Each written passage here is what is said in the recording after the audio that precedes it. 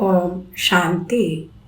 7/4/2024 அவ்யக்த பாப்தாதா ரிவைஸ் 1/3/1999. சம்பூர்ண பவித்திரமாகி சமஸ்கார இணைப்பை கொண்டாடுவதே உண்மையான ஹோலியாகும். சம்பூர்ண பவித்திரமாகி சமஸ்கார இணைப்பை கொண்டாடுவதே உண்மையான ஹோலியாகும். இன்று பாப்தாதா நாலாபுறங்களிலும் உள்ள தமது ஹோலியஸ்ட் மற்றும் ஹையஸ்ட் குழந்தைகளை பார்த்து கொண்டிருக்கிறார். உலகில் அனைவரையும் விட ஹையஸ்டாக மிக உயர்ந்த ஆத்மாக்களாக குழந்தைகளாகிய உங்களை தவிர வேறு யாராவது இருக்கிறார்களா? ஏனென்றால் நீங்கள் அனைவரும் மிக உயர்ந்த தந்தையின் குழந்தைகளாவீர்கள். கல்பம் முழுவதும் சுற்றி வந்து பார்த்தாலும் மிக உயர்ந்த அந்தஸ்தில் உள்ளவர்களாக வேறு யாராவது தெரிகிறார்களா? ராஜ்ய அதிகாரி சொரூபத்திலும் உங்களை விட உயர்ந்த ராஜ்ய அதிகாரிகளாக ஆகியிருக்கிறார்களா? பின்னர் பூஜை மற்றும் பாடலிலும் பாருங்கள். ஆத்மாக்களாகி உங்களுக்கு எந்த அளவிற்கு விதிப்படி பூஜை நடக்கிறதோ அதைவிட அதிகமாக வேறு யாருக்காவது நடக்கிறதா? டிராமாவின் அதிசய ரகசியம் எவ்வளவு உயர்வாக இருக்கிறது என்பதை நீங்கள் தாமே சைத்தன்ய ரூபத்தில் இந்த நேரம் உங்கள் பூஜைக்குரிய சொரூபத்தின் ஞானத்தின் மூலமாக அறிந்தும் இருக்கிறீர்கள், பார்த்தும் இருக்கிறீர்கள். ஒரு பக்கம் நீங்கள் சைத்தன்ய ஆத்மாக்களும் மறுபக்கம் உங்கள் ஜட சித்திரங்களும் பூஜைக்குரிய ரூபத்தில் இருக்கின்றன. உங்கள் பூஜைக்குரிய சொரூபத்தை பார்த்து கொண்டிருக்கிறீர்கள் தானே? நீங்கள் ஜட சொரூபத்திலும் இருக்கிறீர்கள், சைத்தன்ய ரூபத்திலும் இருக்கிறீர்கள். அதனால் அதிசய விளையாட்டாக இருக்கிறது. மேலும் ராஜ்யத்தின் கணக்கிலும் முழு கல்பத்திலும் தடையற்ற நிலையான அசையாத ராஜ்யம் ஆத்மாக்களாகிய உங்களுக்கு மட்டுமே இருக்கிறது. அரசர்களாக அநேக ஆகிறார்கள்.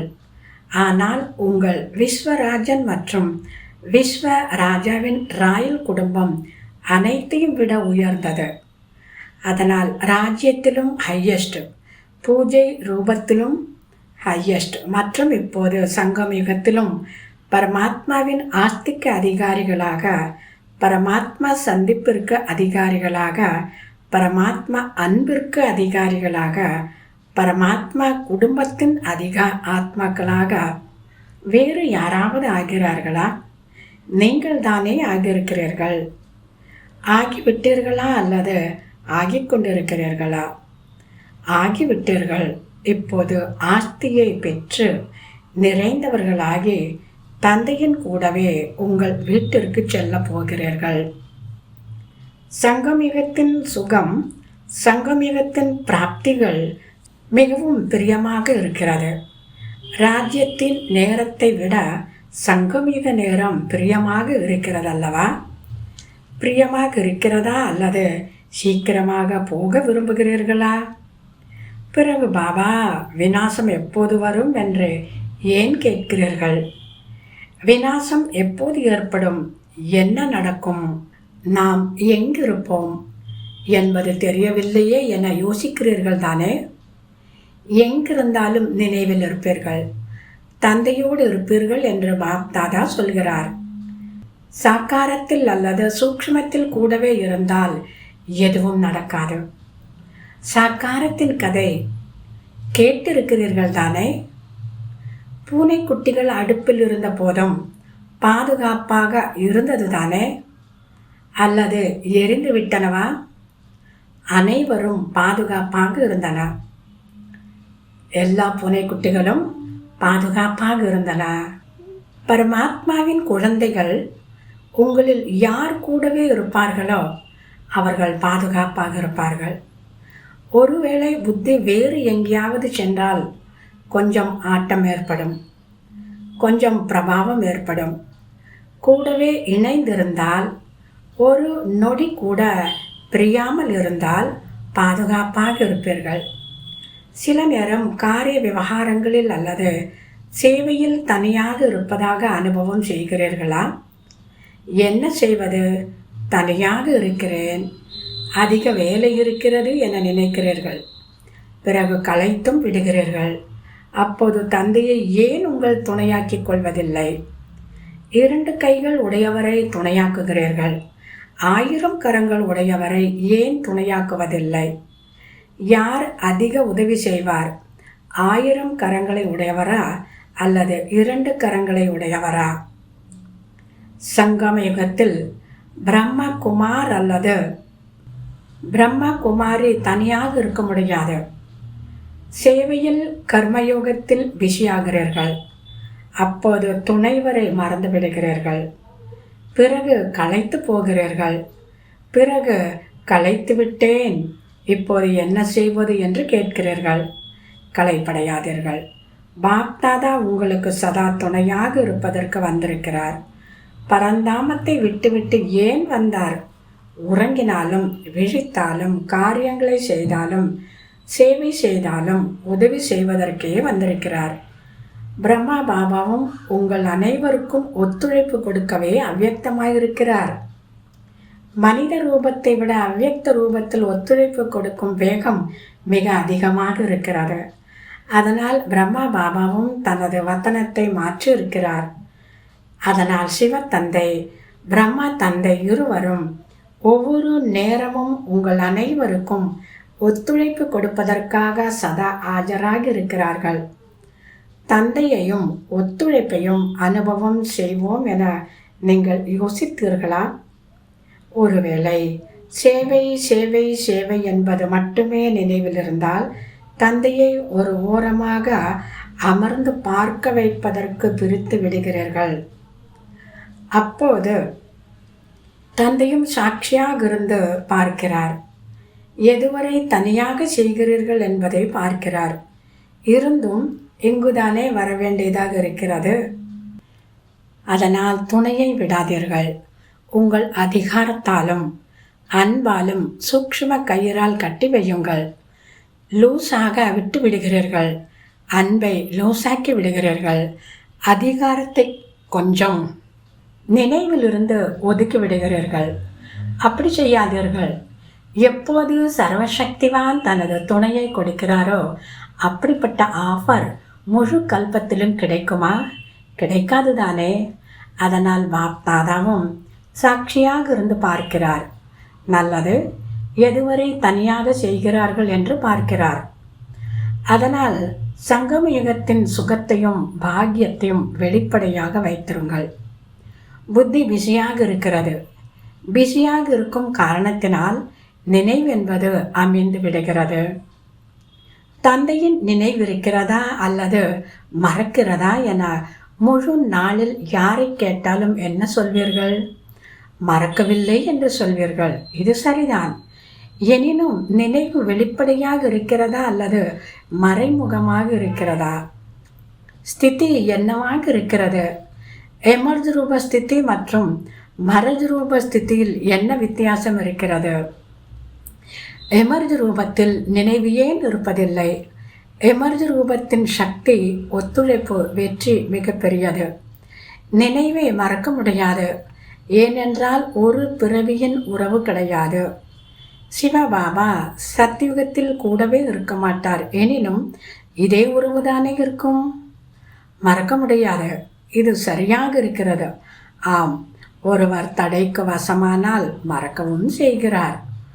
ஆனால் எப்போது இயல்பான ரூபத்தில் இருப்பீர்களோ அப்போது மறப்பதில்லை. ஆனால் மெரஜாக இருக்கிறது அல்லவா? துணையின் அனுபவம் மெரஜ் ரூபத்தில் இருக்கிறதா அல்லது எமர்ஜ் ரூபத்தில் இருக்கிறதா? இதை அடிக்கடி சோதனை செய்யும்படி பாப்தாதா சொல்கிறார். அன்பு இருக்கவே செய்கிறது. அன்பு முறிய முடியுமா? முறிய முடியாது தானே. எப்போது அன்பு முறிய முடியாதோ அப்போது அன்பின் லாபத்தை பெறுங்கள். லாபத்தை பெறும் வழியை கற்றுக்கொள்ளுங்கள். அன்பே தந்தையினுடையவராக மாற்றியது என்பதை பாப்தாதா பார்க்கிறார். அன்பே மதுபன் நிவாசியாக மாற்றுகிறது. தமது இடங்கள் எப்படி வேண்டுமானாலும் இருக்கலாம். எவ்வளவோ முயற்சி செய்யலாம். எனினும் மதுவனத்திற்கு வந்து சேர்கிறார்கள். பல குழந்தைகளுக்கு கலியுக சூழ்நிலையின் காரணத்தால் டிக்கெட் எடுப்பதும் சிரமமாக இருப்பது பாப்தாதாவிற்கு தெரியும். பார்க்கிறார். எனினும் அன்பு வந்து சேர வைக்கிறது. அப்படித்தானே? அன்பால் வந்து சேர்கிறீர்கள். ஆனால் சூழ்நிலையின் பிரச்சனைகள் நாளுக்கு நாள் அதிகமாகிக் கொண்டே போகின்றன. உண்மையான உள்ளத்தில் பிரபு திருப்தி அடைகிறார். எனினும் ஸ்தூல ஒத்துழைப்பும் எங்கிருந்தாவது கிடைத்து விடுகிறது. வெளிநாட்டினராக இருந்தாலும் பாரதவாசிகளாக இருந்தாலும் அனைவரையும் தந்தையினுடைய அன்பாகப்பட்டது சூழ்நிலையின் சுவர்களை கடந்து செல்ல வைக்கிறது. அப்படித்தானே? அவரவர் சென்டர்களில் பாருங்கள், அப்படிப்பட்ட குழந்தைகளும் இருக்கிறார்கள். அடுத்த வருடம் வர முடியுமா இல்லையா என்பது தெரியவில்லை என்று யோசிக்கிறார்கள். இருந்தும் வந்து சேர்ந்து விடுகிறார்கள். இதுதான் அன்பின் நிரூபணமாகும். நல்லது. இன்று ஹோலி கொண்டாடினீர்களா? ஹோலி கொண்டாடினீர்களா? பாப் தாதா ஹோலி கொண்டாடும் புனித அன்னப்பறவைகளை பார்த்து கொண்டிருக்கிறார். அனைத்து குழந்தைகளுக்கும் ஹோலியஸ்ட் என்ற ஒரு பட்டம் இருக்கிறது. துவாபரயுக ஆரம்பத்திலிருந்து எந்த ஒரு தர்மாத்மாவோ அல்லது மகான் ஆத்மா அனைவரையும் ஹோலியஸ்டாக மாற்றவில்லை. யாரையும் ஹோலியஸ்டாக மாற்றவில்லை. தான் ஆகிறார்கள், அவர்கள் ஆகிறார்கள். ஆனால் தம்மை யாரெல்லாம் பின்பற்றுகிறார்களோ அப்படிப்பட்ட துணைவர்களை ஹோலியஸ்டாக பவித்திரமாக மாற்றுவதில்லை. ஆனால் இங்கே பவித்திரம் பிராமண வாழ்விற்கு முக்கிய ஆதாரமாக இருக்கிறது. படிப்பும் என்னவாக இருக்கிறது? பவித்திரமாகுங்கள், யோகியாகுங்கள் என்பது உங்களுடைய ஸ்லோகனாகவும் இருக்கிறது. ஸ்லோகனாக உள்ளது தானே? பவித்திரமே மகத்துவமானது. பவித்திரமே யோகி வாழ்விற்கு ஆதாரம். சில நேரம் போக போக ஒருவேளை மனதில் அப்பவித்திரம், அதாவது வேஸ்ட், நெகட்டிவ் பரச்சிந்தனையின் எண்ணங்கள் ஓடினால் யோகத்தை எவ்வளவு சக்திசாலியாக செய்ய விரும்பினாலும் செய்ய முடிவதில்லை.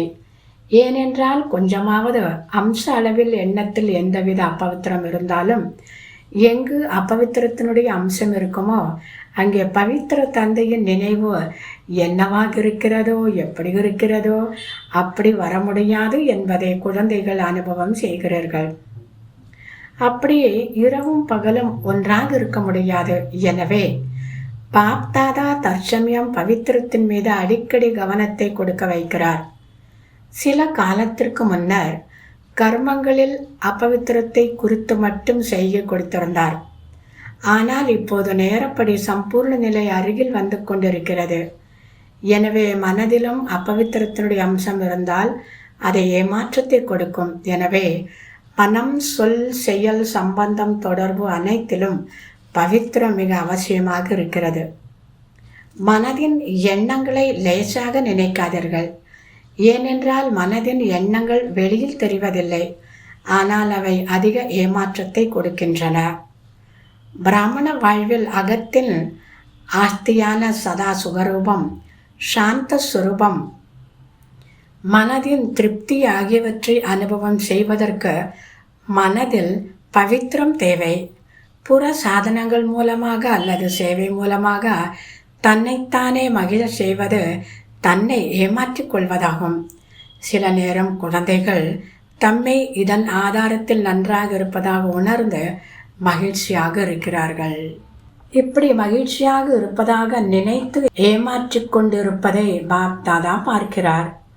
ஏமாற்றிக் கொள்கிறார்கள், மேலும் ஏமாற்றிக் கொண்டும் இருக்கிறார்கள். இதுவும் ஒரு ஆழமான ரகசியம் இருக்கிறது. என்ன நடக்கிறது? தந்தை வள்ளலாக இருக்கிறார், நீங்கள் வள்ளலின் குழந்தைகளாக இருக்கிறீர்கள்.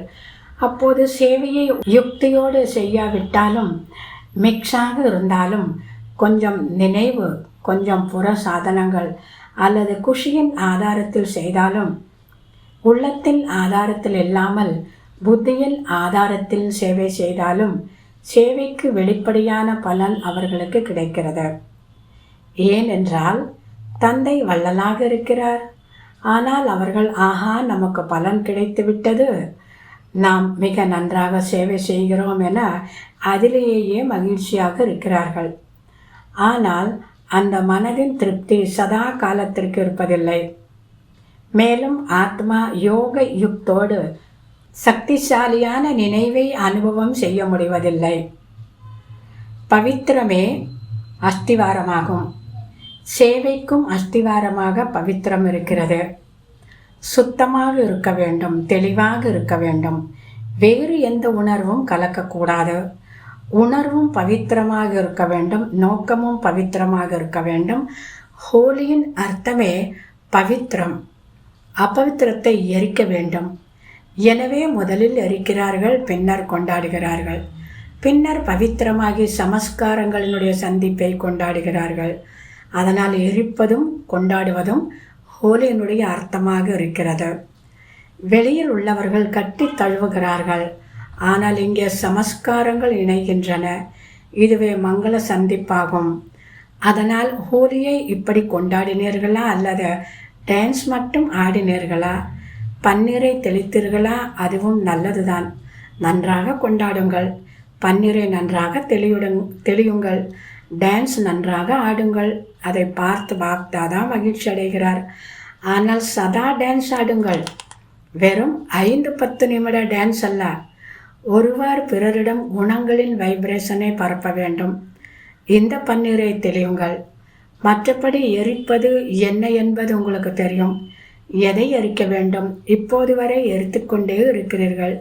ஒவ்வொரு வருடமும் கையை தூக்கிவிட்டு போகிறீர்கள். உறுதியான எண்ணமாகிவிட்டது, அவ்வளவுதான். பாப்தாதா மகிழ்ச்சி அடைகிறார். தைரியமாவது வைக்கிறீர்கள். அதனால் தைரியத்திற்கு பாப்தாதா வாழ்த்துக்களை தெரிவிக்கிறார். தைரியம் வைப்பதும் முதலாவது அடியாக இருக்கிறது. எனினும் பாப்தாதாவின் சுப ஆசை அது. நல்லது.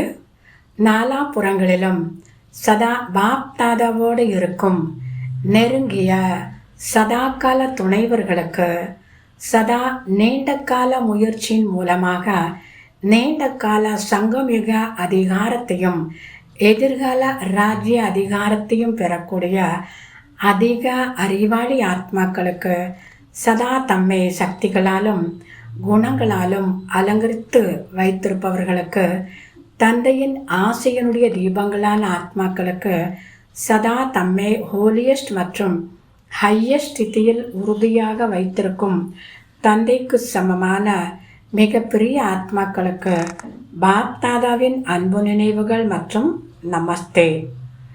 வெளிநாடுகளிலும் உள்நாட்டிலும் தொலைவில் அமர்ந்து நேரில் இருப்பதாக அனுபவம் செய்யும் அனைவருக்கும் பாப்தாதாவின் அதிக அதிக அதிக அன்பு நினைவுகள். வரதானம்: நேரத்தை ஆசிரியராக மாற்றுவதற்கு பதிலாக தந்தையை ஆசிரியராக மாற்றும் மாஸ்டர் படைப்பவராகுக.